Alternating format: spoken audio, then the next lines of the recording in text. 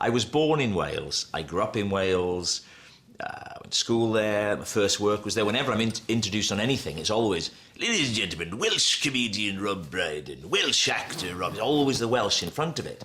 But to me, Welsh seemed really pessimistic, very gloomy, very depressive, always on a prescription for some illness or other. Bizarre antagonism towards the English, sort of bordering on hatred. And a lot of them speak a language that I just don't understand. But I've lived in London, you see, for almost 20 years now. So, you know, am I Welsh or am I English? It's an identity crisis. An identity crisis, you know, a crisis of identity is what it is. Welsh against any... Look at my hands. They have very thin skins in Wales. Loquacious dissemblers, immoral liars, stunted, bigoted, dark, ugly, pugnacious little trolls.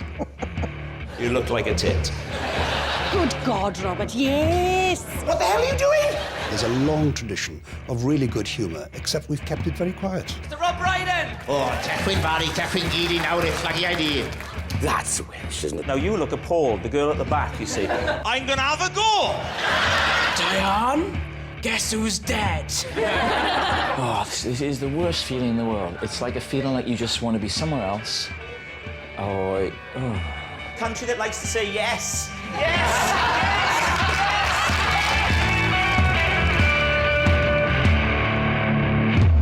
Well, I'm about to set off on a wonderful journey back to Wales. I'm going to speak to some friends, lined up some experts. I'm going to speak to people on the street. The main thing, and the reason I'm a little worried, and I might seem a little sort of edgy, is that I've booked a theatre to do an evening of stand-up comedy all about Wales. Now, you know, you may say, well, why am I nervous? I've played to lots of people. Yeah, but I've always done it in character as Keith Barrett. What is your name? Anne-Marie. Harry. All right, don't be aggressive. Not going to jump up on the stage and happy slap me, are you? I'm sorry, Lowry, I'm very sorry. I'm under a lot of pressure on this stage. And also, the Keith material isn't all about Wales. I want this to be entirely about Wales. So I'm hoping that as I go around, as I travel around, that I pick up enough inspiration and enough ideas to do an hour of material on stage. Well, the first stop is to go and visit a friend of mine who is a stand-up comedian who works loads in Wales. So he should know what's what. His name is Chris Corcoran. So you're going to set some new Welsh zeitgeist? I'm not, you know, completely confident about it. I'm not like, if I was doing Keith, I'd be, hey, I know this. This is a bit new, and my worry is, right, I've got 10 minutes of good, strong stuff, maybe 12 minutes, but after that, I just go blank. I still have moments like that where you... Exactly that feeling where you just go, that didn't go quite as... And then you know what's coming up, and you kind of go, oh, if they didn't go with that... Yeah. And you play the rest of the set like through that, your head. they're gonna hate this. They're never going to go with the rest of the stuff. Oh, no, panic. Yeah, well, you know, but exciting nervousness, is it? Yeah, it is exciting. Yeah. No, it is exciting. I mean, you know, what's the worst thing that can happen? Yeah, well, that, panic, and then walk off, I suppose. Yeah, but, you know... And then everyone going, all the Guardian writers and all that, and all the journalists going... Brydon's all right as Keith Barrett. He's actually a bit of a legend. However, when it comes to himself, he's clearly very limited.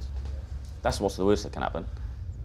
10 minutes isn't enough. I mean, 10 minutes is nothing. It's actually billed on the poster as an evening with Rob Brydon, so ideally, I'd be looking at over and above 10 minutes. But it's finding that material, you know. Where do you find the material? I'm going to meet some students at Pyle to talk to them, to get their views on humour and the Welsh, and to steal their jokes, basically. I mean, if somebody comes out with a good joke, I will have it. You could argue that we are a bit of a joke in the British Isles. What's more of a joke, Scotland or Wales? Well, Wales will win that. We're more of a joke than Scotland. Are we more of a joke than England? Definitely. We're more of a joke than Ireland. Probably are, yeah, we are. We're often the party. So Stephen Fry did a thing once where he said there's something inherently funny about saying the Welsh. He said you can say da-dum, the Welsh. I know, but, you know, it's Stephen Fry, it must be right. People think of, like, when in Good England, they think of Wales as quite common. Sometimes like commoners, do you know what I mean? Well, like, people think of the Welsh people as quite common. Yeah, like... no, I mean, like they're all... Like, if you go somewhere else, they're like, oh, they're all miners and things like that. Oh, I think the Welsh people are all a bit like that, a bit all stupid, like that. Well, I do stuff like that. See, in my act, I do a character who sort of talks like this, where I say, you know, you could never have a Welsh Spider-Man, because he'd be like, all right, Peter Parker, my name is. Sorry I'm late. I've been down the laboratory. Well, super drug it was. I've been bitten by a spider. It was only getting radioactive. It's turned my life around. I'm shooting webs, climbing up walls, swinging around buildings. Rightly or wrongly, the only downside of being imbued with the powers of a spider is I am finding it very difficult getting out of the bath. Now that,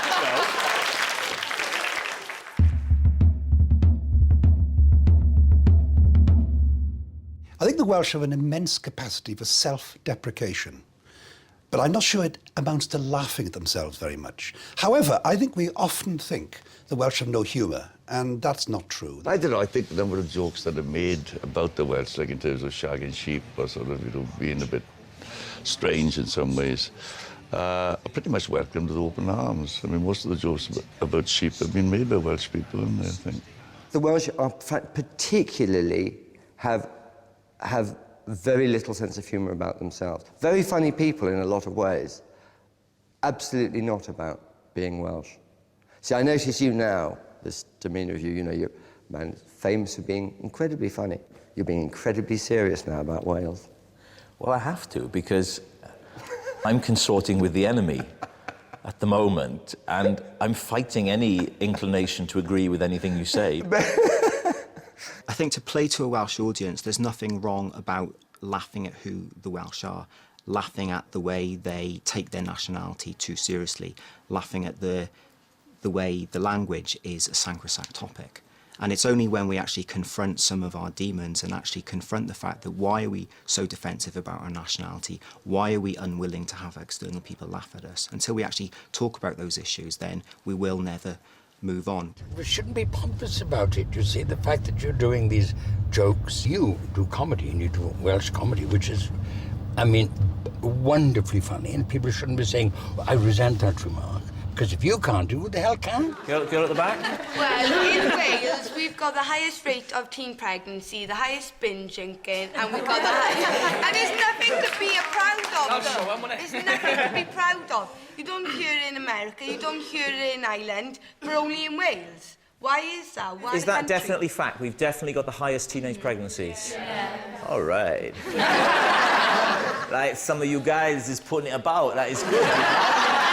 People say we're a small country, but we're leading the way in many ways. Wales is the highest teenage pregnancies of anywhere. You know, the country that likes to say yes. Yes! Yes! Yes! I think it's because there's nothing else to do. Nothing else to do, man at the back there. Is that why you've contributed to these figures? No, that's I think it's plenty to do, I do. It's just there's lots of people hanging about on streets and stuff, isn't it? Yeah. But that's everywhere, I think. It's just way more, you know, hands-on. We're more organised. We're more organised, yeah. I mean, what it is, we've got binge drinking and teenage pregnancies all over the UK. I will say in Wales, we are more organised. Thank you very much for that. That's great. And I'm going to use the material about binge drinking and teenage pregnancy, so thank you for that. And your line of, that's going in, definitely. My first gig is on Friday at the Glee Club in Cardiff. I've never played there. You must have played there. Quite a lot. What's it like? Brilliant. Best club in the world. Welsh audiences, very giving, very happy to play along, but at the same time kind of very respectful of the performers. So you don't get any kind of like nasty heckling. They're all very up for it. And they love seeing a Welsh bloke on stage. I get a hot chocolate to take away, And what are you going to have? Coffee, please. Americano. My Welsh radar's never been more active because I know I've got to find material for these shows. Yes. So I'm constantly, anything that comes to me, obviously, I'm jotting it down. How's it going? Slowly.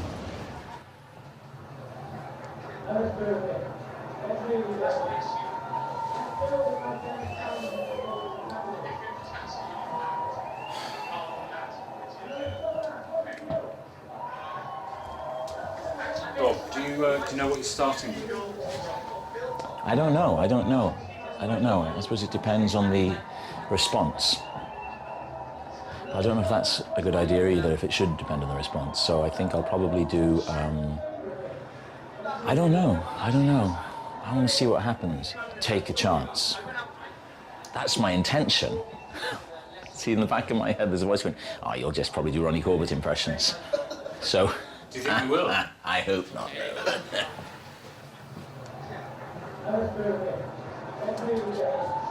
Oh, this is the worst feeling in the world. It's like a feeling like you just want to be somewhere else.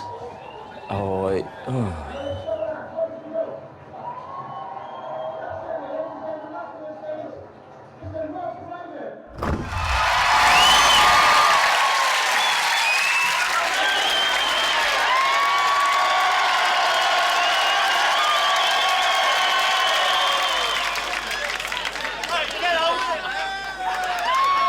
Wow, bloody hell. Hello.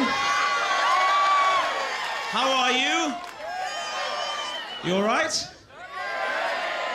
I've been sort of doing some new material, and I want to try it out on you. Do you mind to have a bit of paper? You don't mind, do you? No.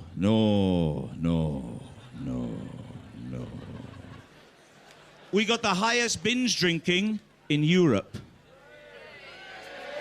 Come on. I was with a group of students the other day. I said, bloody hell, is that true? They said, yes. It's higher than anywhere else in the UK, in Wales. I said, why? How is it? He said, I don't know. We're just more hands-on. And more teenage pregnancies. We get stuck in. What's happened to Gavin Henson? I read that he was on a train. He got incredibly pissed. He insulted a lady passenger. He called her a fat bitch. There's never any call for that. I mean, you can get that at home. He could... He's...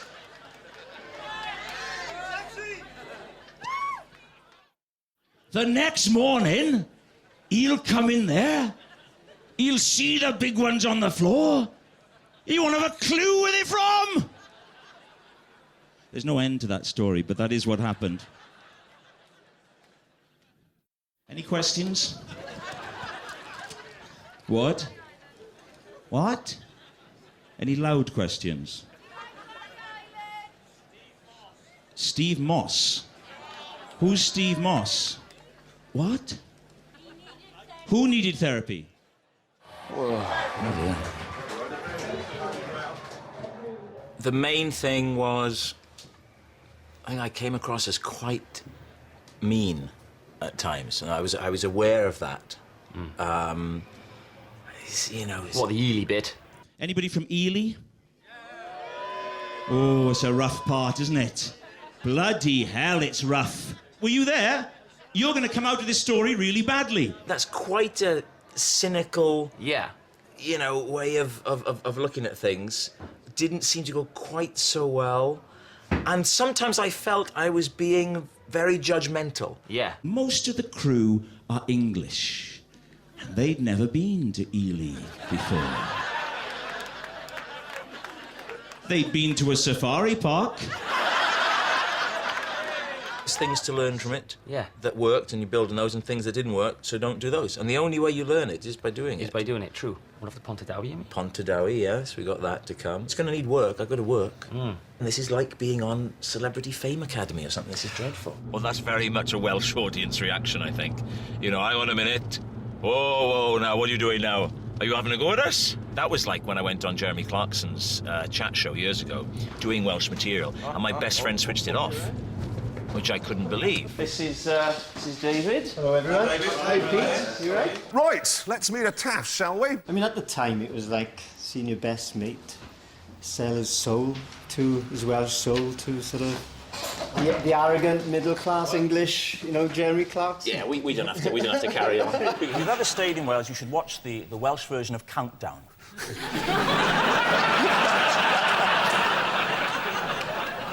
Countdown. It's a great show. I mean, you'll have contestants on there. I'll have a consonant. Another consonant. Consonant, please, Carol. And a consonant. All L's. Oh, yes. I don't like it, I must be honest. I don't like gags about the language. To a point, you know, some of it is funny, but to a point, it's something that I don't enjoy. Switched me off midway through my set. When you put the kettle on. Can't... See, I found that at the time. And so did my brother and all the Your family. brother's... Yes. So did my brother and all the family. I can understand why he switched it off. On the other hand, he's a bit of a pompous bastard, isn't he? They have very thin skins in Wales about the idea that you could, even if you are Welsh, that's the opposite when we talk about it being similar to the Jewish humour. I mean, Jewish people mock themselves continually, but the Welsh do not like to be mocked. They want to be reassured. Well, I'm very fond of the story that the first Welshman said to God, "How very kind you've been. You've given us this beautiful land, those wonderful mountains full of coal and iron and steel and gold and slate. So why have you singled us out to be so fortunate?" And God says, "I haven't singled you out. You haven't seen your neighbours yet."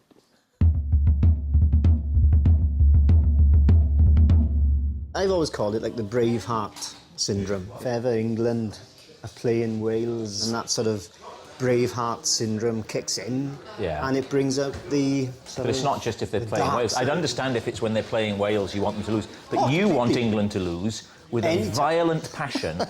They could be playing the Third Reich. And you'd want Hitler's boys to win, wouldn't you? I'm ashamed to say I would, yeah. One of the things I find slightly depressing is the Welsh hatred of the English. It's not just a sort of a mild intolerance, it's an actual hatred. Maybe we should feel that way about them. Wales was oppressed. Yes, but when, Rob? When was it oppressed? Centuries ago. See, I feel I'm wholly Welsh, but I was brought up in England, so I can't share any culture's aspirations to base it on just disliking or hating another group of people. I mean, I associate there is a sort of Welsh way of getting angry, which is thumbs in waistcoat pockets, and it's drawing yourself up to your full 5'7". That's how tall I am. And going, and then using every long word you know. It's, you know, it's very "How green was my valley." I mean, it's very intellectually chippy. A.A. Gill, the celebrated critic, he doesn't like us. I'm almost sure he said that, and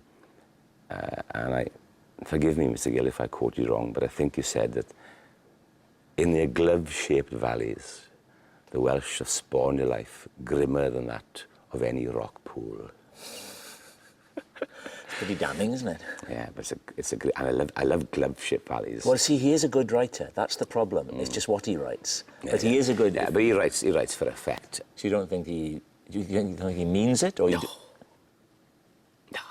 No. Yeah, I did mean it. No, I mean, just, I meant it. I mean, in his heart, he doesn't. You can say anything. Words are easily spoken. What's in his heart comes. Max, I meant it. I kind of agree with him, you see, on the, this glove-shaped valley thing. Because when I think of my friends and I think which ones are the gloomy ones and which ones are not, the gloomy ones will be the Welsh ones. Well, I think we are a bit of a contradiction because we are also intrinsically optimistic, as well as being, I think our benchmark is bleakness. Yeah, and a default bit dour. setting, yeah. Default setting is a bit bleak, yeah. For comedy, I've sort of dwelt on the gloom aspect, but I do see it seriously as a characteristic of the Welsh. Why? Yeah, living next to England, I suppose. And it's inherent racism as well, then. Why is there that? Why is it? But it's a romantic gloom, isn't it? It's a sort of drama queen gloom. It's not misery. It's a sort of. Well, I think it's dramatic. Yeah, we revel in it. We enjoy it. We relish the pain. My mother always wants to talk about death. When I go home, the first thing she says is, "Oh, you'll never guess who's died," and she likes looking through, you know, in the newspaper. Oh, so and so's died. So yeah. I think the idea that people relish suffering. I remember the story of a great aunt of mine complaining that when she opened the coffin to show her dead husband to neighbours, the coffin hinges squeaked. And she went to put oil on them, and then she realised, well, I'm not going to do this for more than another day, so why bother? And took the oil back and demanded her money. That's a very Welsh story too, I think. And what about the one about the husband who's going to die and says, she goes, oh, not long now, Gwen. He says, no. Is there anything you'd like? I'd love some salmon. You'd like some salmon? I'd love some fresh salmon. And she says, all right. And she goes away and comes back and spoons. And he goes, oh. He goes, but that's not salmon, is it? He goes, that's tuna. And she says, yes, we're keeping the salmon for the funeral. My dad goes to funerals of people I don't think he actually knows very well. That's quite a Welsh thing, isn't it? Yeah. I do think there's that sort of, oh, well, I could have seen that coming, couldn't you? We were foolish to get our hopes up. I don't know what to say about that. What's the point? You put me in a gloomy mood now. Well, we're both a bit gloomy. There's a lot to be gloomy about if you look around the world. Yeah. What's the point? Do you ever think that? Yeah, quite often. Quite often, yeah. Do you sort of glimpse the futility of life? Yeah, sometimes. Yeah, absolutely. Do you feel, what's the bloody point? Yeah. Yeah? Or young, you'd probably say, what's the fucking point? Yeah. But yeah, you cock. Something like that. I remember when If You Tolerate This went to #1, and we beat steps to get to #1, and it was just fair play. a joyous occasion. And within 20 minutes, we were all on the bus, and you could just feel it coming over us. Seriously? You could just, the three of us, you know, what do we do next? Oh, it sold 20,000 less than we thought it would, or, you know, it's just inbuilt in us. Is there a word for enjoy in the language? We won't allow a word for enjoy. We thought of having a word for enjoy, Adrian, but in the end we thought, well, how often are we going to use it? Exactly. There is a certain pessimism that came, I think, from Puritanism, which was a great backbone to people under serious difficulties and poverty, but on the other hand does make for a certain dourness. You do see some of the gloomy Welsh, but I've only seen them on television by TV companies, I suppose, is what's Which happening is what now, I do. Oh, okay, right, okay. Give in that easy. But, you know, you say, oh, I'm wonderful, you know, you see that sort of character being portrayed over and over again. I don't know why. But it has no root in reality? Absolutely no root in any reality, I know. But there was no part of you then, during your incarceration, that gave into that Welsh gloominess, which I still insist exists. No, I mean, I'm not being deliberately perverse here, but I'm really not sure what you mean about the Welsh gloominess. Well, yeah, but you must, all right, not in you, but you must be aware of a preconcept or an impression of Wales as being a rather gloomy nation. Are you not even aware of that? No. Seriously? Seriously, yeah. As I say, I'm not being deliberately perverse. So I'm surprised that this is the result of your research. This is interesting, because I would have characterised this as just gloomy, right? But lots of people are saying what you're saying. We're gloomy, but we love it. Yeah, that's the thing, yeah. Rather than just being miserable, it's miserable and you secretly inside you have a good time being miserable. That's the pleasure Happy of it. to be sad. Chapel communities have lost their grip on Wales. So as a consequence, it has almost created a gap where other things can move in, like television, possibly like humour. Politics, to some extent, has moved into that gap as well, and all of those components really make for a greater confidence. How would you describe the Welsh people? Friendly, open, easy to get along with. Very good. Yeah? Very good. Quiet. Nice. Fun people. Yeah. Happy people. Outgoing people. I got a name. You're on a roll now. I don't want to stop you. Your character in Gavin Stacey, though, is a good... Uncle Bryn. Mickey, you are a lovely-looking boy. Look at him. He's a Melt in the genuinely mouth. nice man, isn't Yes, he? Trying is. to do the best in the world. Yes, he is. I'm having a whale of a time. The kind of decent man who's a bit lost, you know, but is trying to do his best. Well, that's all the me, time. basically. Yeah. Just that's me. us all. But, you know, that is... I think that's more positive. It seems like I've been very, very wrong, doesn't it? Because all I'm getting now is, oh no, we're not miserable, we're not gloomy. All the things that I thought, you know, I was taking for granted as this is how it is, it seems are not the case. It seems like, you know, the country's changed, which is lovely, that's great, well done. On the downside, I've got to play to about 200 people in Pontardawe. From my point of view, it's, you know, it's actually bad news.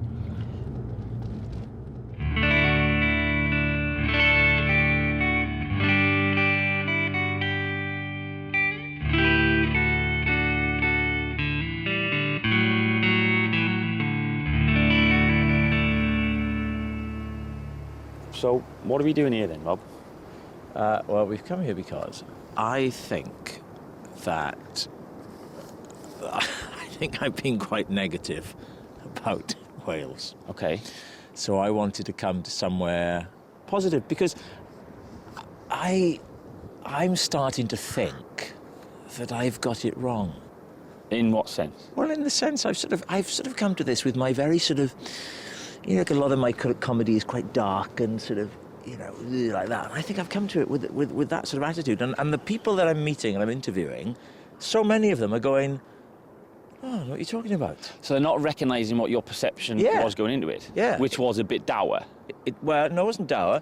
Pessimistic, depressive. And the more time I'm spending here, I have to say, the less I'm feeling that. So are you coming around to thinking that you might do more positive stuff then with this gig coming up? Well, so I want to, yeah. So what what I'm going to do is smile a bit more, I'm going to be a bit friendlier, and I'm going to be wary of making the Welsh character in my jokes the victim. Yeah. Or the butt of the joke every time. I should sort of change, we couldn't have a Welsh rapper, to, we've got everything. We've got Welsh rappers, to make it positive. I'd be interested in doing that almost like as like an an experiment. Definitely. What is this great country? We've got this, we've got that.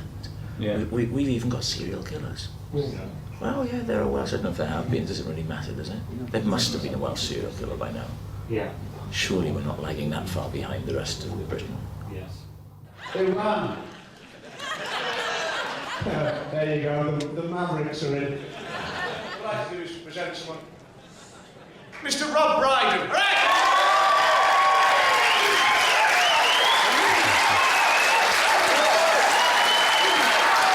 Hello! Hello, Pontardawe! Hello, Pontardawe Arts Centre. It's lovely, lovely, lovely to be here this evening. How are you? You're lovely. I'm feeling lovely. It's a lovely building. If you had to find a word to sum up the evening, it would be fantastic. What a fantastic country we are. What wonderful people we are. We are world leaders. We have everything that the rest of Britain has. There's nothing they've got that we don't have. Serial killers? We got serial killers? Oh, yeah. All right. I'll be honest with you. The first time was an accident. I fell on her. After that, I just got a taste for it, to be honest with you. The best pilots are Welsh pilots. Air Wales. Ding dong. Oh, bloody hell. I'm not being funny. I ain't got a clue what I'm doing. It's just buttons and lights and switches. But you know what? I'm gonna have a go. I'm gonna try! Come on! I mean, what's the worst thing that could happen? I recently have to be driven. I'd done a show in Birmingham, and I got driven back to London, which is where I live. I'm sorry. What can I do? Move, yeah.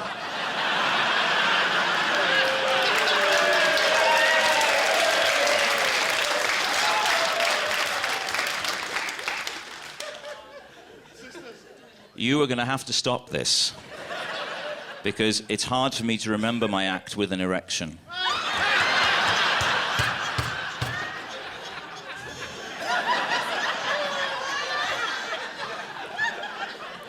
Like what you were saying to me, man, is like turning me on, you know? I don't know, what was I saying? What were we talking about? What was I saying? What? Yeah, so I was being driven back. I was being driven from Birmingham to London. It was late, I was tired, I wanted to go home. And we get in, and he tries to find... Now, he's got sat-nav on, OK? The sat-nav said, bear left, bear left. He looked at the sat-nav, and he said, aye, then what?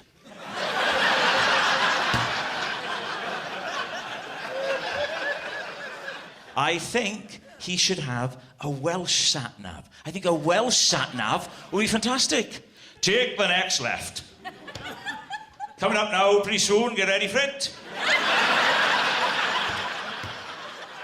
Watch out for that joker there. Jesus Christ, you're almost up your arse, look out! Been a lovely audience, Pondidowie. Thank you very much indeed. Good night.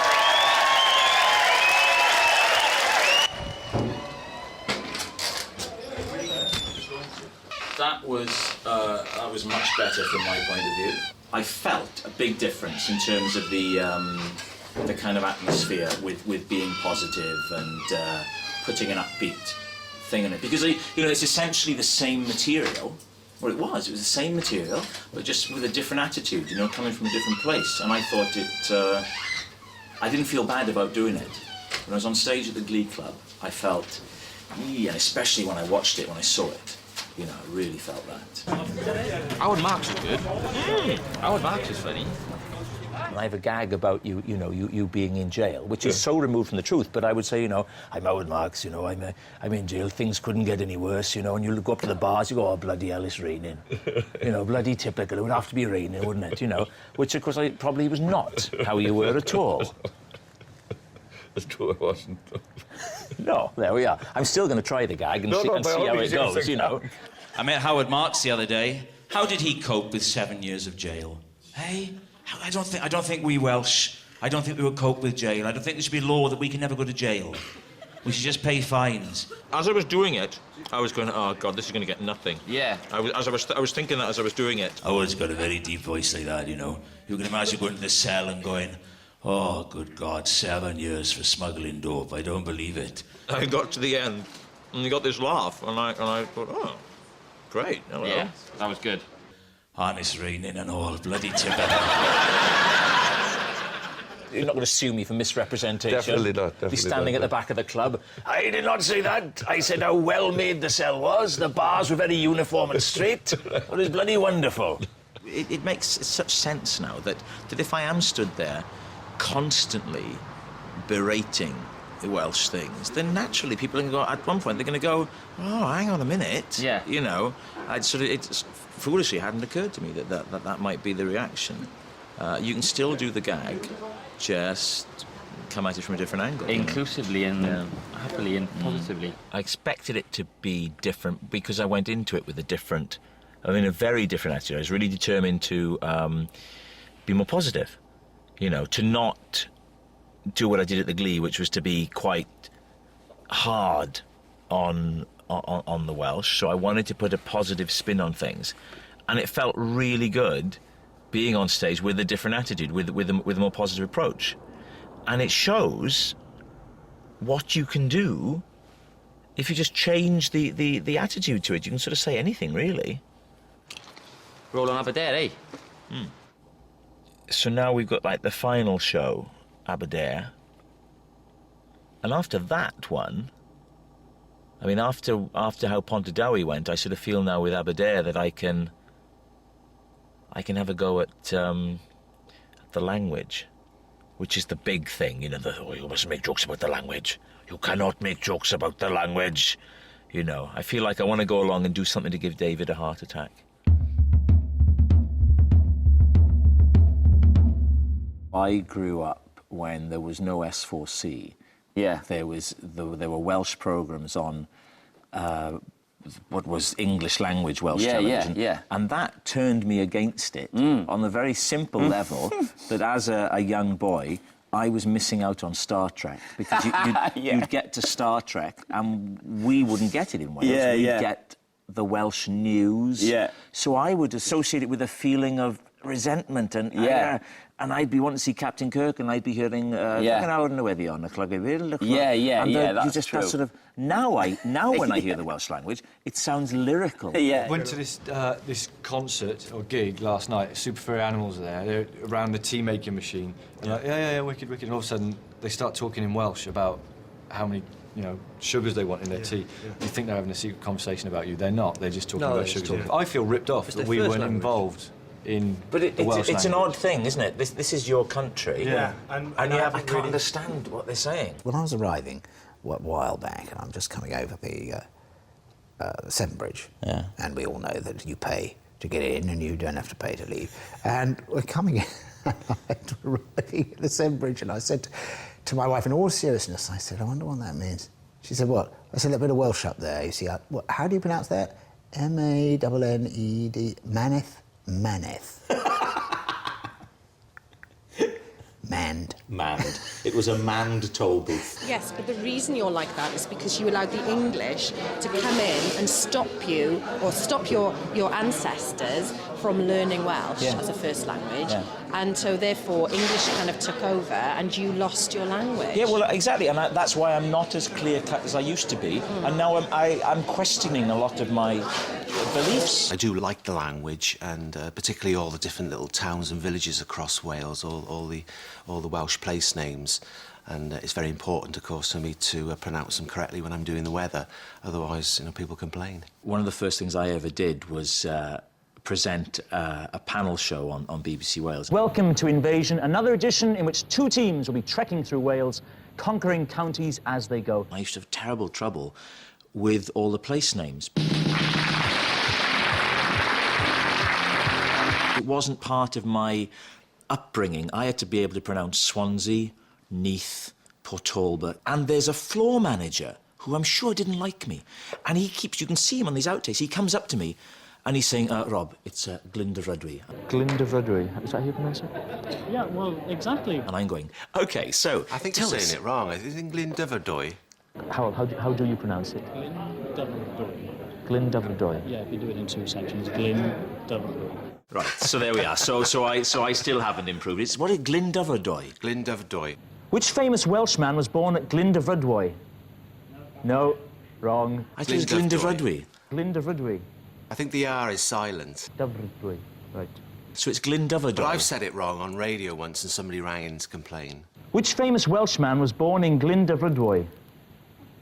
The point is, in terms of how you feel about your country, is that at that time, I was getting cheesed off with this floor manager. Which famous Welshman? Faster than that?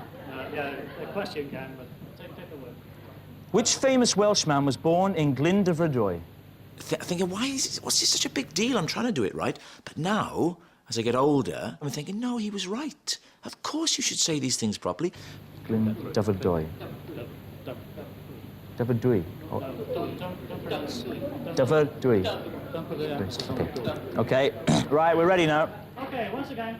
And you should be able to pronounce them. Which famous Welshman was born in Glyndefrydwy? That's it. Did it!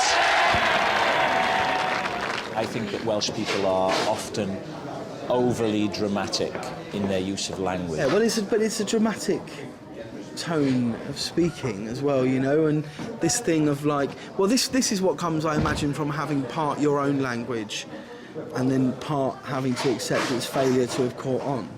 So, which is the only way I can... failure to have caught on. That's the only way I can describe it. The language has failed to catch on, hasn't it?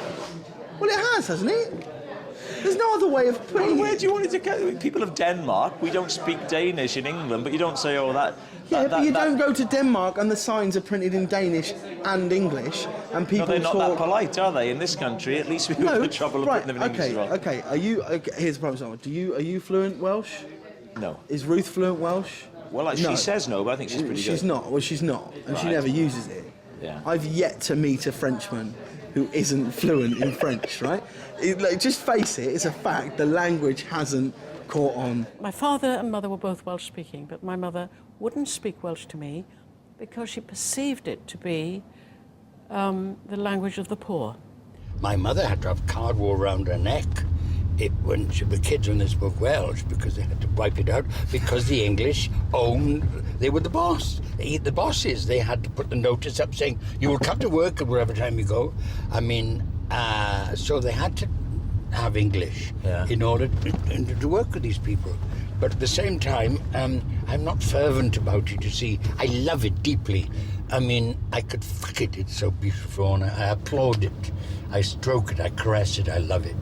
But I'm not going to do this for it. The position regarding the Welsh language has come full circle. Whereas it used to be seen that Welsh held you back, today Welsh is regarded as opening doors for you.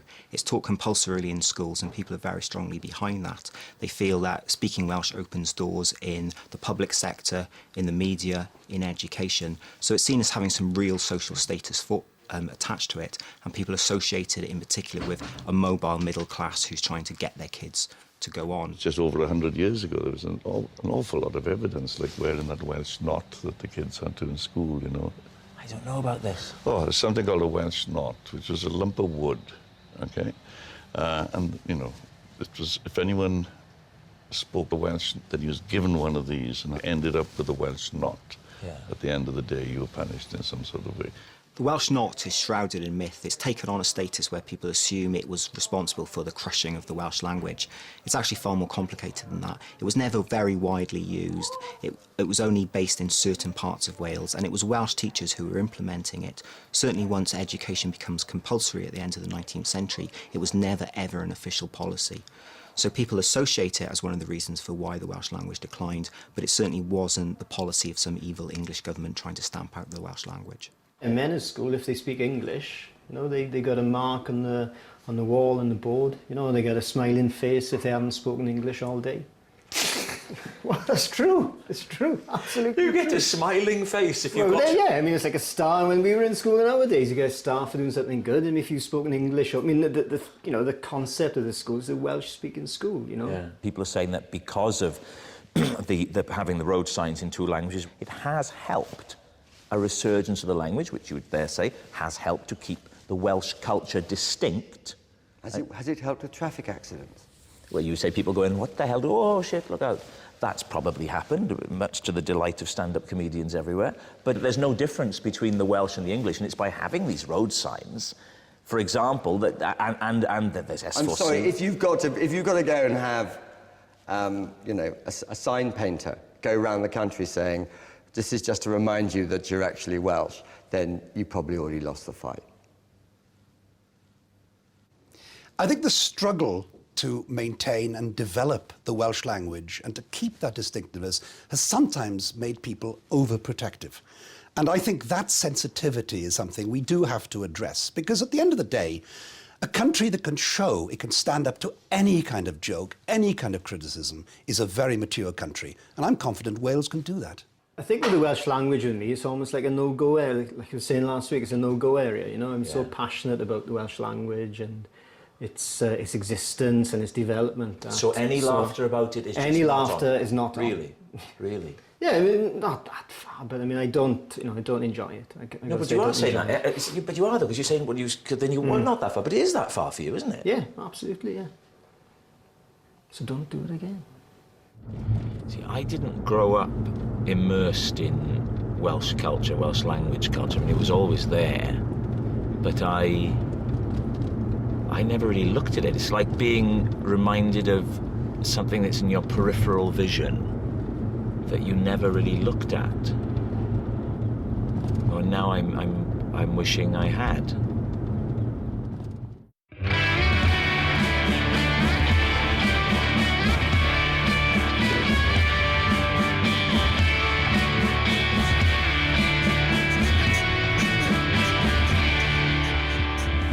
started this, both of us, our take was that we're this dramatic, slightly gloomy nation. You go with that? Yeah, All I right. think so, yeah. Well, 9 out of 10 of the interviews I've been doing, nobody agrees. And I have been made to look like a gloom monger. And I've seriously spoken to loads of people, and they kind of go, I know, I don't recognise. I think we're very self-deprecating. We look on the positive side of things. We're Really? passionate, yeah. All right, Rob. Good man.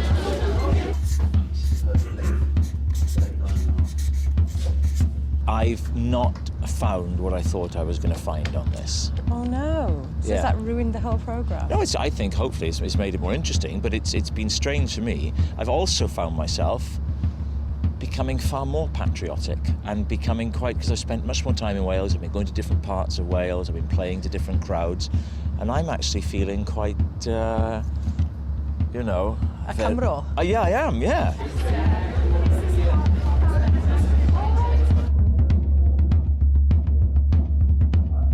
It might surprise you, but I love Wales as well, and I'm very proud of being Welsh, but just in a different way to you. I believe you. Thousands of them.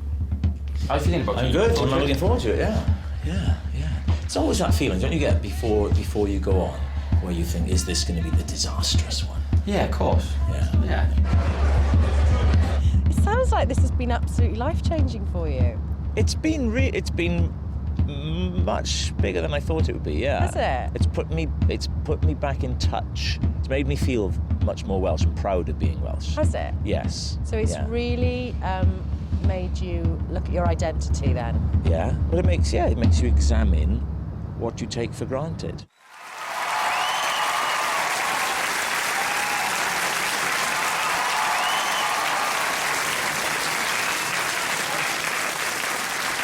What a lovely welcome. Thank you so much. Thank you. And it is, if I may say, a beautiful audience. It is a very aesthetically pleasing audience. For me, I get to look and see some real stunners. Well, I suppose shocking more than stunning. All right, upsetting. We're making a documentary, and it's all about being Welsh.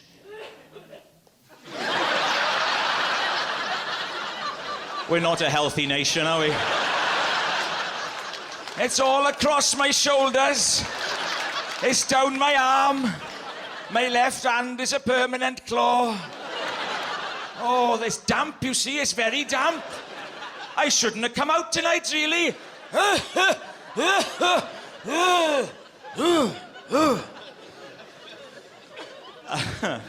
Thank you for that, just on cue.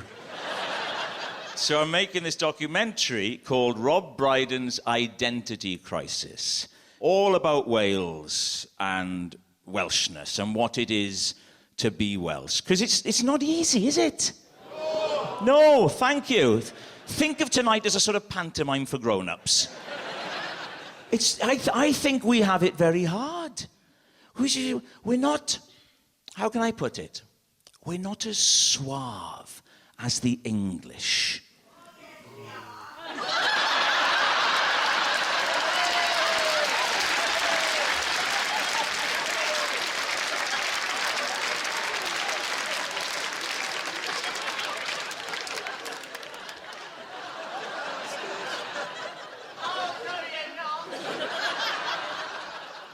When I said think of it as a pantomime, no, I would say generally we're not as suave as the English generally. You think the way the English say hello to each other. It's very posh. Hello. Oh, I say hello. We don't say hello like that, do we? We say hello like this. All right? But we're generally not as suave as the English, and we're not as fierce as the Scots. Very fierce people.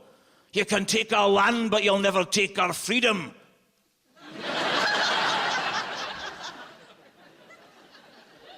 We're not like that. You can take our land,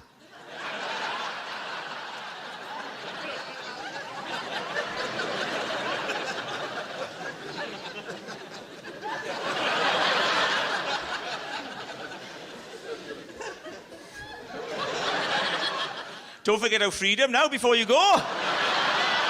Thanks for coming. Oh, they were a lovely invading country, weren't they? Yes, there's a side of us of being Welsh that is relaxed, it's chilled out. We don't get too worked up about things, do we?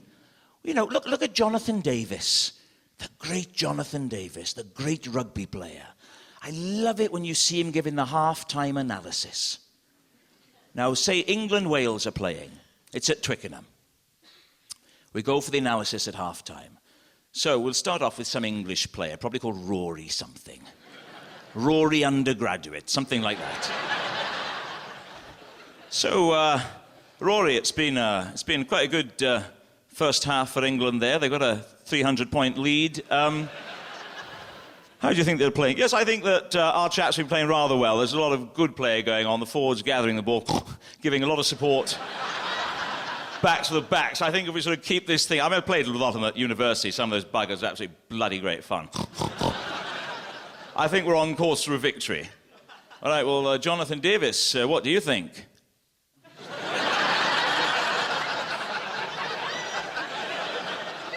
Ah, we're just happy to be here, really.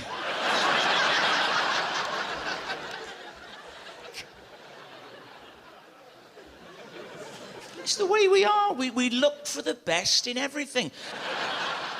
I don't speak Welsh. I wish I could. Who can speak Welsh here?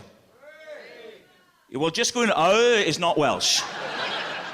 I would love to speak it, because I'd love to be one of those men who says something in English and then says it again in Welsh. Good evening, ladies and gentlemen, and welcome to the Coliseum at Aberdare for an evening of comedy. Croeso mynd I far I gyd yng Nghnawdd Llygr, Aberdare Coliseum, comedy ar evening a laughter. Thank you. Thank you. You know, as I came here this evening, a thought occurred to me. Gyda mae'r I gyd yn nar, ac y mae'r automobil ar thincio y dydd. Wouldn't it be wonderful if everyone in the world could live as one? Llygyng ffantastig I nawr. Ac y mae'r plant a plentyn a gêm pêl-droed ar happy. But then I thought to myself, no, gyda min na. It could never be. Be never I fynd I could.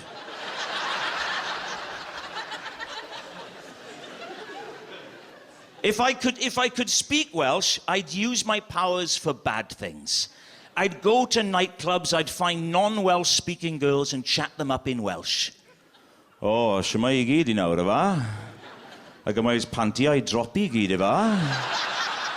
Ac y mae shaggy air incessant. Oh, ac y mi gai precautions dim. Bareback I fi. Oh, ydw. Do any of you, a lot of people do now, they don't speak Welsh, but their kids are learning it in school. Any of you send your kids to Welsh language schools? One.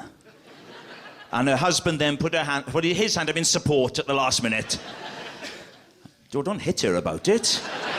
You bloody fool, why have you drawn attention to us? I told you about this at home. I've hit you many times about it. Don't make me slap you again. Domestic abuse is a terrible thing, ladies and gentlemen, and we've stumbled upon it here in Aberdare tonight. A man wearing a Billabong sweatshirt. You're too old for it. How old are you? 38? You can't wear surfing sweatshirts, you idiot. Those days are gone. Are you a surfer? No, then you shouldn't be wearing it. So your kids are going to Welsh language schools, but you don't speak Welsh. Oh, wow. And how are they fluent now? Brilliant. Fantastic. Because it means that you're more able then to learn other languages as well, doesn't it? Because it gets that part of the brain going. They're probably at home now on Welsh chat lines.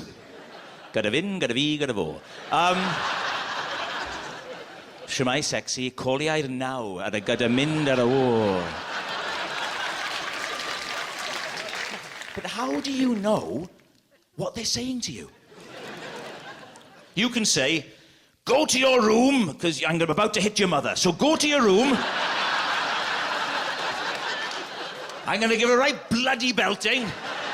Go to your room, and they can go off going, oh, techwyn fari, techwyn gidi, nawr eich llagiau di. And you've no idea whether they're saying, fair enough, Dad, you're a figure of authority that we respect, or, bugger off, you're too old to be a surfer, you look an idiot. There's no way of you knowing, is there? Thank you, good night!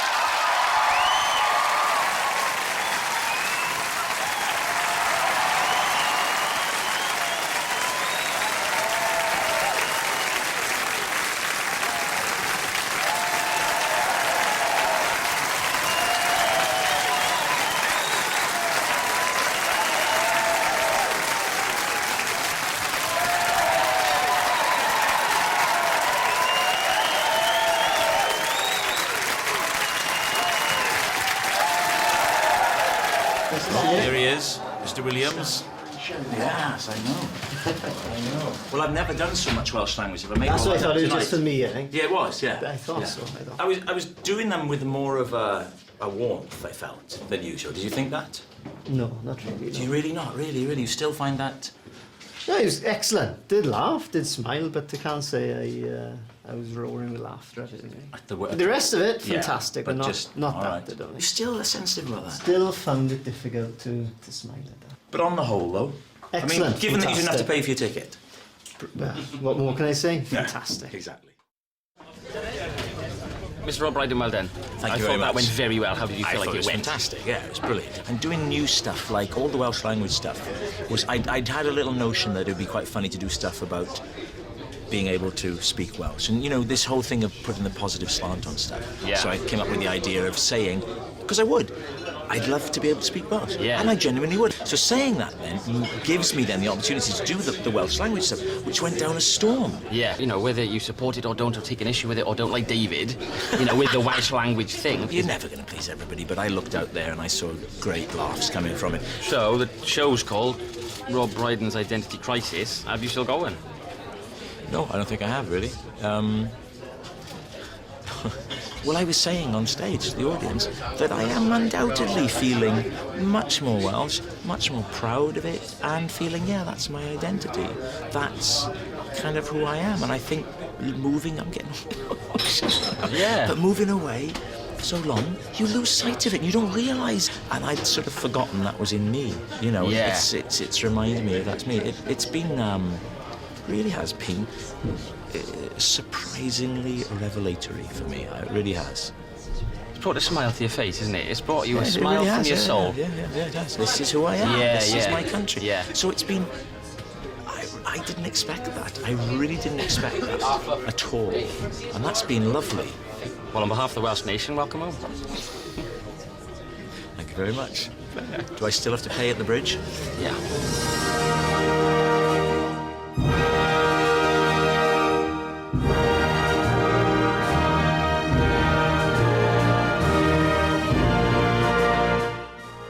And there's more Rob Brydon and Gavin and Stacey. The whole first series is being played tomorrow night from 9:30 over on BBC 2.